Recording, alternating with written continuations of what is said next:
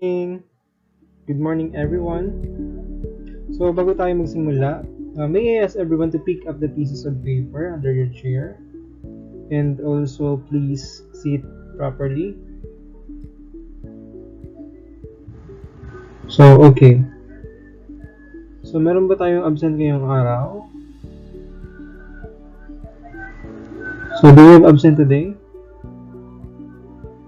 So, okay, very good. So, since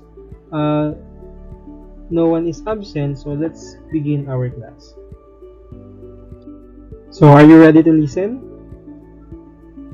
Okay, very good. So, kung napapansin nyo, I have here a circle na mukha siyang pie, but it's not. So, I call this as a wheel of fortune. So, saan ba gagamitin itong wheel of fortune na to?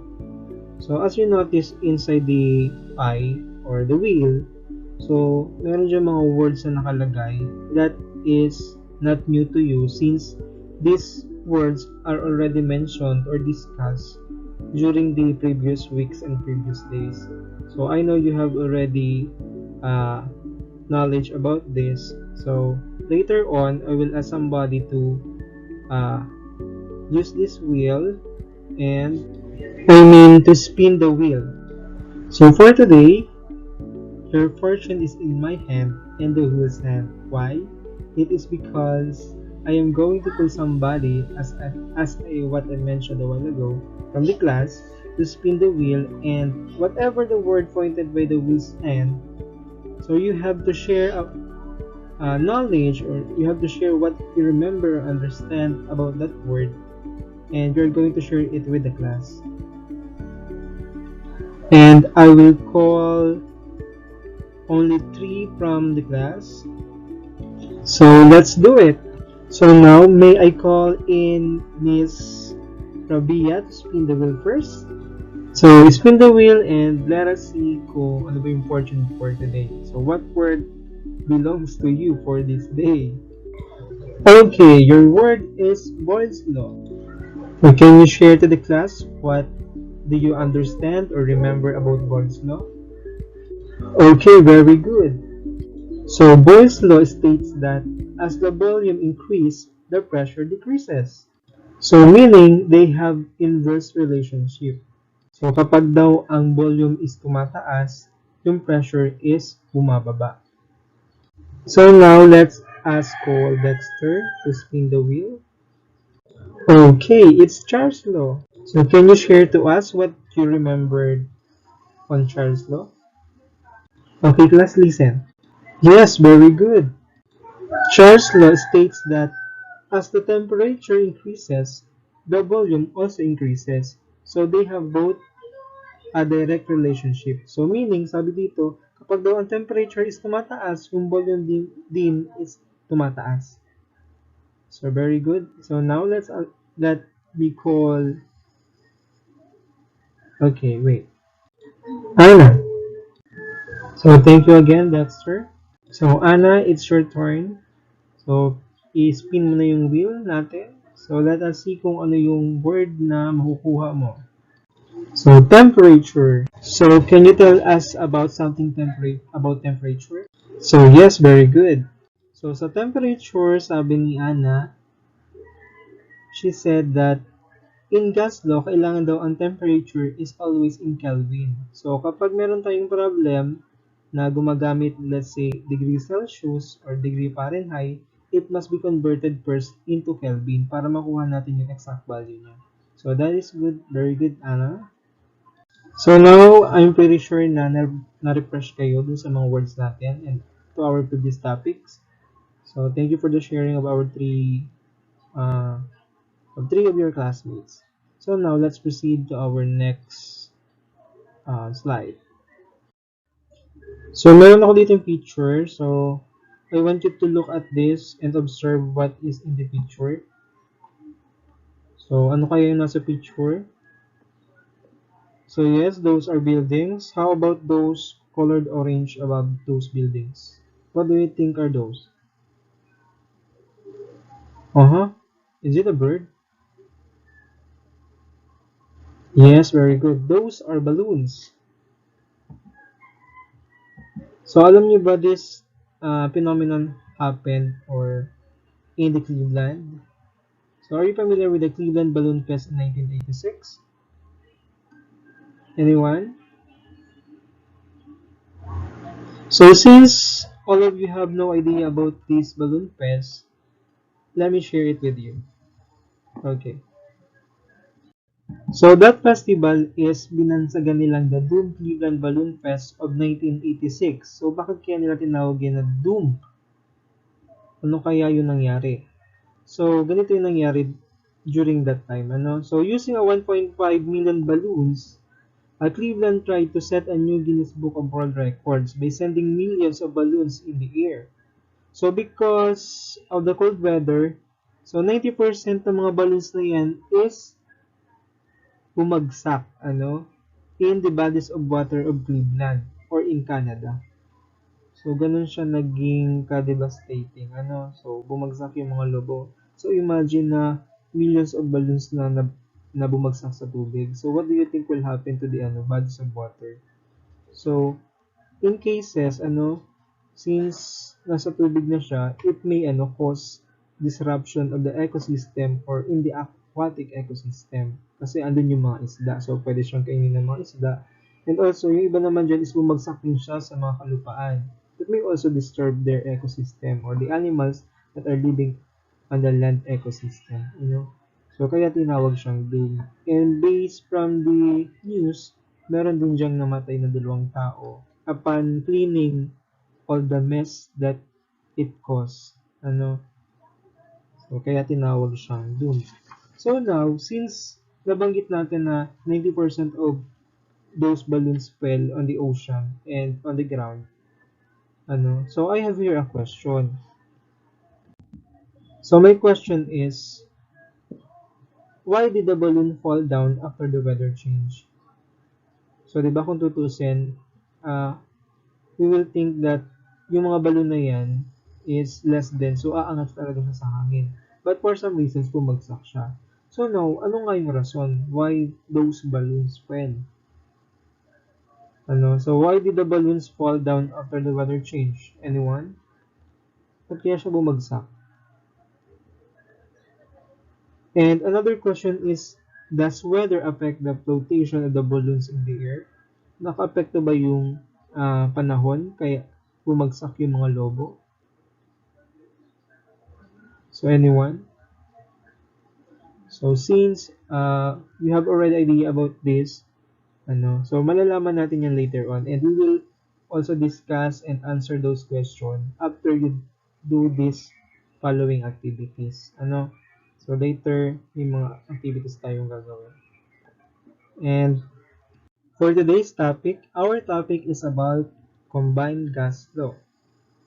So, di ba, in the previous week, we studied the different gas laws such as the Boyle's law, the Charles law, the Gay-Lussac's law, and for this day, so we're going to study the combined gas law. So, from the word combined, so ito yung mga pinagsama-samang gas laws na diniscuss natin in the previous weekend days. So, yung tatlong nabanggit ko is pagsasama-samahin siya dito sa gagawin natin. So, kaya tinawag siyang combined gas law. So, for today's lesson objectives, so at the end of the class, you should be able to, number 1, describe the relationship between the volume, pressure, and temperature. Number 2, cite situations that demonstrate the relationship between volume, pressure, and temperature. Number 3, performs calculation using the combined gas law. And lastly, you have to relate how gas law is important in our lives. So to better understand our lesson or our topic, so I have here a laboratory activity that I prepared. So in your laboratory activity, you are going to answer this question. What is the relationship between the volume, pressure, and temperature? So yesterday, I already gave you an assignment on the materials that you have to bring for today's activity. So dala niyo ba yung mga materials? So again, yung mga materials na kailangan natin for this activity is the balloon, Of course, the balloon, the ice. We have the ice bag or plastic container. So I hope na dala nyo to lahat. And we have the ruler and digital weighing scale. Ano? So yun yung mga materials na gagamitin inyo for today's activity. So you can use your books kasi meron namang copy nito sa inyong libro. So don't forget to follow the steps carefully. And you're going to record the initial size and also the initial weight of the uh, things that you will use, especially the balloon. And don't forget to answer these three questions. So you're going to answer what happened to the balloons. Siyempre, ano nangyari dyan? So I want you to observe the changes happen in the balloon. And also number two is, are there any changes in the size and weight of the balloon? So meron bang pagbabago? And number three, how does temperature affects the volume pressure of the balloons? So yan. So I will only give you 20 minutes to answer those questions and to finish the activity. And after that, you are going to choose a presenter to present your work, and you will going to to check it one by one and your observations. So okay, you may now start your activity. Your time starts now. Okay, time's up. Please post your work on the board. Let us check your work. Okay, very good. So 15 points for the group 1, 20 for group 2, and 15 for group 3, 20 for group 4, and 20 for group 5. So everyone has a keen observation about the activity that you did today. So tama naman yung mga answers. So correct kasi kung mapapansin nyo, as the balloon is exposed to a heat source, or let's say sa init ng araw, sabihin natin ganyan. So ano nangyari dun sa size ng balloon is nag-change siya. So ano nangyari? It become bigger. And also, ganun din sa ice. So since nilagay natin yung balloon sa ice, ano nangyari is nagbago din yung size niya. Nagliit siya. So meaning there is affect it temperature affects the volume and pressure of the balloon. Kapag mataas yung temperature, tumataas din siya. Kapag mababa naman is bumababa naman siya. So for your second activity, meron ako ditong worksheet na ibibigay sa inyo. So you have to accomplish this activity sheet. So as you can see, meron dyan mga numbers. So you are already familiar with that. So hindi ko na explain. So, about combined gas law. So, ang combined gas law, meron siyang formula na P1B1 over T1 is equals to P2B2 over T2. So, where yung P1 natin, so kagaya na lang nababanggit natin sa previous lesson natin, simula pa lang kay Boyles. So, yung P1 natin, yung mga 1 na yan, those are the initial. So, we have P1, so we have the initial pressure, B1, the initial volume, and T1 is the initial temperature. And yun sa right side naman, we have the P2, B2, and T2. So those are the final naman. So we have P2 the final pressure, B2 the final volume, and T2 for the final temperature. So yan yung sa gas law. So kagaya na nabanggit ko kanina, so ang combined gas law, those are the combination of all the gas laws that we discussed in the previous weeks. So kung mapansin niyo sa Boyle's law, sa Charles law, sa Gay-Lussac's law, all those included in the formula of combined gas law is makikita din natin dito sa tatlong ito. So, pinagsama-sama lang yan. So, kasi dito sa Boyle's law, di ba, sabi dito is P1B1 is inversely proportional, or pressure is inversely proportional to the volume kapag yung temperature is constant. And sa Charles law naman, we have uh, it is said that in Charles law that the volume the temperature is directly proportional to the volume. Kapag naman ang pressure is constant. And sa Gay-Lussac naman is the temperature is directly proportional to the pressure kapag naman ang volume is constant. So yan.